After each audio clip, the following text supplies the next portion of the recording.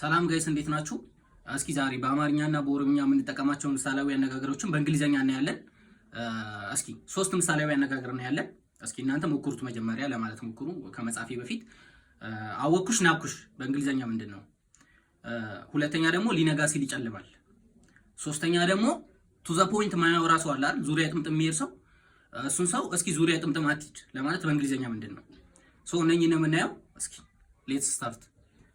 የመጀመሪያው አወኩሽ ናኩሽ። አወኩሽ ናኩሽ የሚለው በእንግሊዘኛ ፋሚሊያሪቲ ብሪድስ ኮንቴምፕት ይባላል። ፋሚሊያሪቲ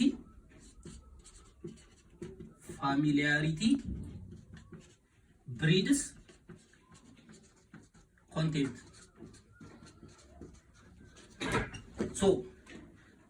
በእንግሊዘኛ አወኩሽ ናኩሽ ስንል ፋሚሊያሪቲ ብሪድስ ኮንቴምፕት ነው የምንለው። ይሄ ፋሚሊያሪቲ መላመር ነው ወይ አወኩሽ ነው። ኮንቴምፕት ደግሞ ንቀት ነው። ፋሚሊያሪቲ ብሪድስ ኮንቴምፕት።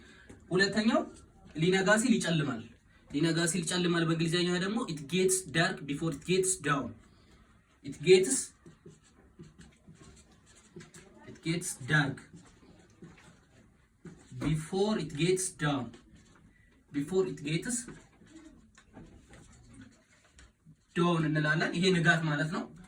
it gets dark ደግሞ ታውቁታላችሁ፣ ያው መጨለም ነው። ሊነጋ ሲል ይጨልማል። it gets dark before it gets down. ሶስተኛው ዙሪያ ጥምጥም አትሂድ።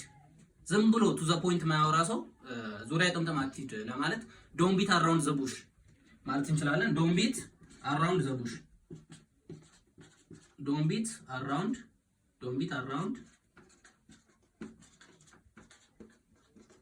ዘ ቡሽ።